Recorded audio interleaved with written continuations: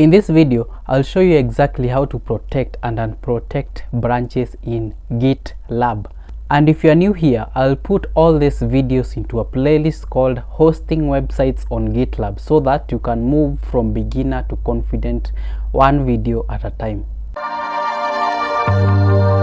I am in my repository called Prototype 3 and I have a branch main and it is protected. How do you unprotect this main branch? I'm going to show you how to do it in just a few. The first thing that you need to do is head over to the settings on your left, click the repository.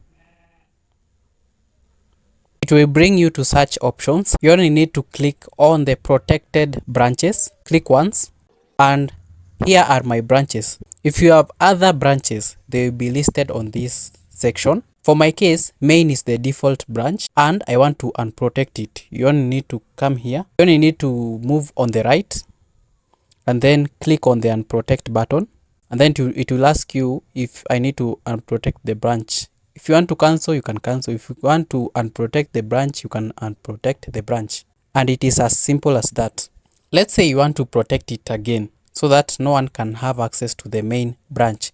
You can just click on the add branches. Now you can simply click on the add protected branch and I'll need to click on the branch, toggle this option, and I'll select the branch that I want it to be protected, and then I'll give it permissions, and then I need to select the people who can access it.